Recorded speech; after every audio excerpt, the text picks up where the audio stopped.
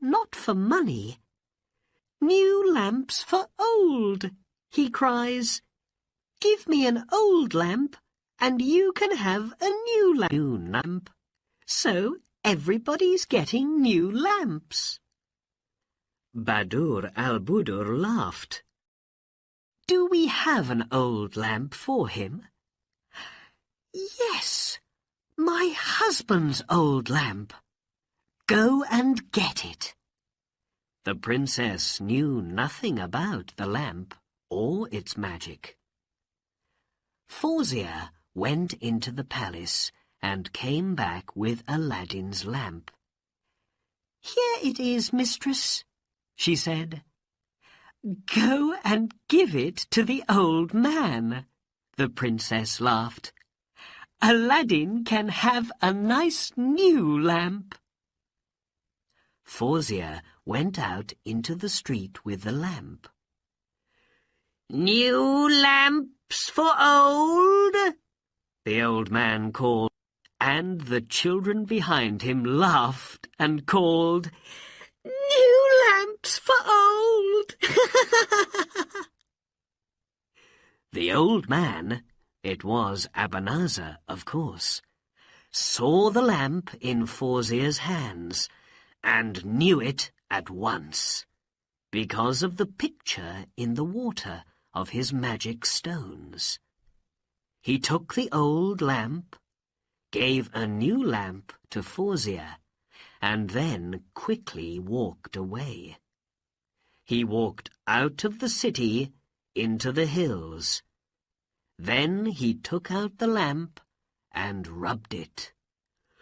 Whoosh! At once the genie of the lamp came to him. "I am here, master," he said. "What is your wish?" "Carry Aladdin's palace, the princess, and me back to Morocco at once," Abanazar said. "The Sultan can kill Aladdin for me." "To hear is to obey." In a second, Abanazar, the palace, the gardens, and the princess were in Morocco, and in front of the Sultan's palace there was now only a little red smoke. Chapter 6. There and Back Again. In the evening, Aladdin and his friends finished hunting and began to go home. Suddenly, a friend said, "Aladdin, look! The Sultan's men are coming, with swords in their hands. What do they want?" "I don't know," Aladdin answered. When the Sultan's men arrived, they said, "Aladdin, we must take you to the Sultan. He's very angry." "Why?" asked Aladdin, but the men could not tell him. In his palace, the Sultan took Aladdin to a window. "Where is your palace?" he cried angrily. "And where is my daughter? Answer me!" Aladdin looked out of the window. There was only the ground and the sky. No palace, no gardens, nothing. He closed his eyes, opened them and looked again. And he had no answer for the Sultan. "It's black magic. I always said that," the vizier said quietly in the Sultan's ear. "Your Majesty," Aladdin put his head at the Sultan's feet, "kill me now. I do not want to live without Badur al-Budur." There were tears in his eyes. "Find her in 40 days, or you die," the Sultan said. "I hear and obey, Your Majesty," Aladdin answered. But without his magic lamp, what could Aladdin do? He went out from the city and looked for his wife and his palace, but of course he did not find them. After 37 days, he sat by a river and cried, "Oh, Badur al-Budur, my love, where are you? Where can I look now?" He put his hands into the water of the river, and then he saw the magician's ring on his little finger. He began to rub it. Whoosh! Out of the blue smoke came the genie of the ring. "What is your wish, master?" he asked. "Find my wife and bring her back to me," answered Aladdin. "Please." "Master, I cannot do that. The genie of the lamp took the princess away, and only the genie of the lamp can bring her back. But I can take you to her." "Take me, then, quickly." "To hear is to obey."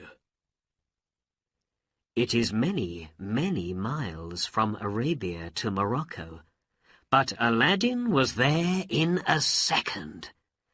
And there was his palace, in front of him.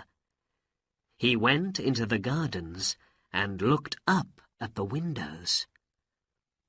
"Badur al-Budur!" he cried. "Are you there?" In the palace, Badur al-Budur heard him. "Is that Aladdin?" she thought. "But he is far away in Arabia." She went to the window, opened it, and looked out. "Aladdin!" she cried. "Oh, my love!" For the first time in many days, Aladdin smiled. "Come up, quickly!" the princess called. "The magician is not here now." Her slave girl ran down and opened a little door into the gardens. Aladdin ran up to the princess's rooms, and in a second she was in his arms. "Oh, my love," the princess said. "A bad man carried me here, a magician. His name is Abanazar, and I am going to kill him," said Aladdin. "Tell me, does he have my old lamp?" "Yes," Badur al-Budur said. "He always carries it with him. I know about its magic now, because he told me. Oh, why did I give it away?" "Listen, my love," said Aladdin. "I'm going to give you some sleeping powder.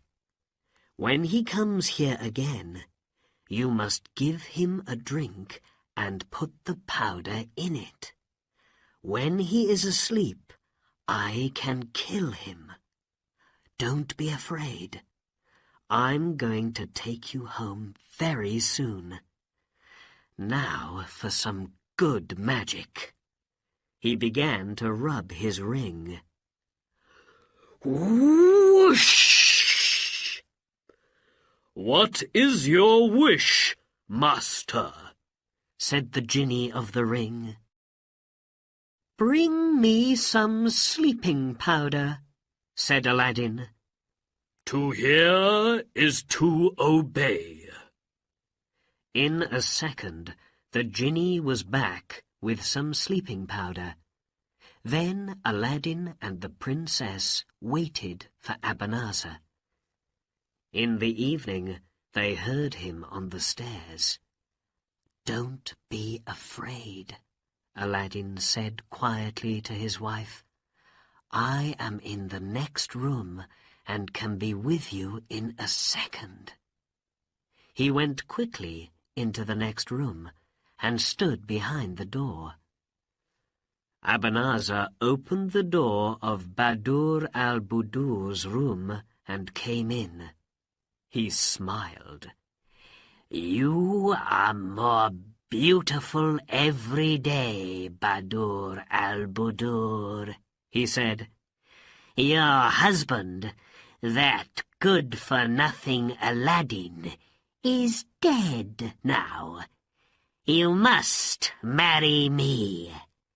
You can have gold, jewels, palaces, anything. But you must be my wife." For the first time, the princess smiled at Abanazar.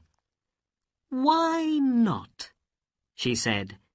"You are a rich man, and I am happy here. Yes. Let's drink to that." And she gave him a tall gold cup with the drink and the powder in it. "Let us drink from one cup, Abanazar," she said, and smiled at him. "You first, then me.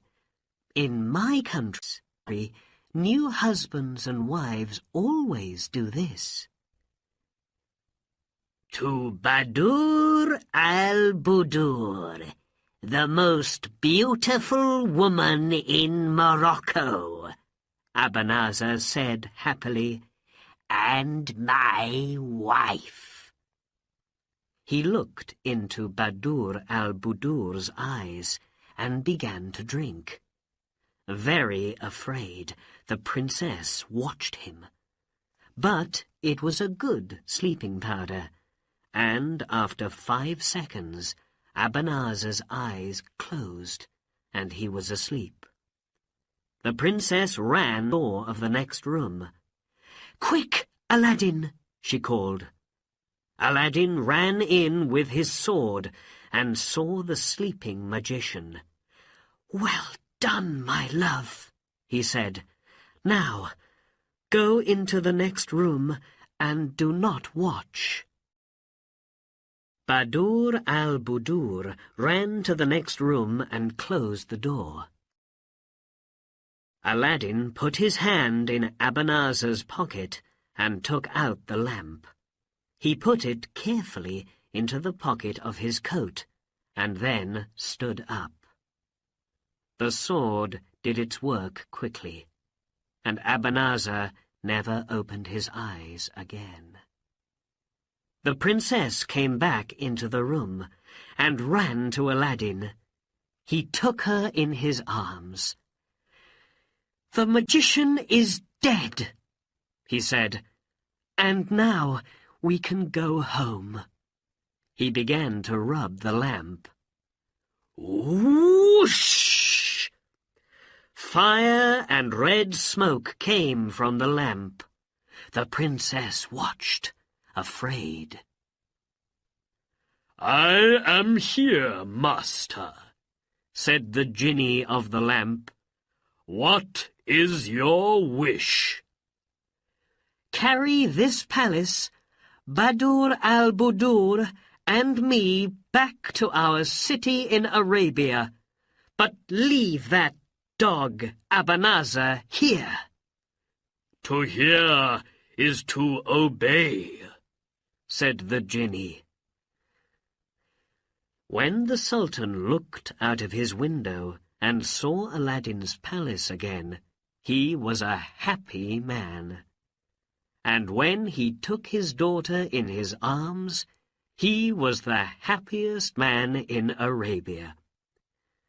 From that day, Aladdin and Badur al-Budur lived happily in their palace. They lived for many years and had many children. But Aladdin always carried the magic lamp with him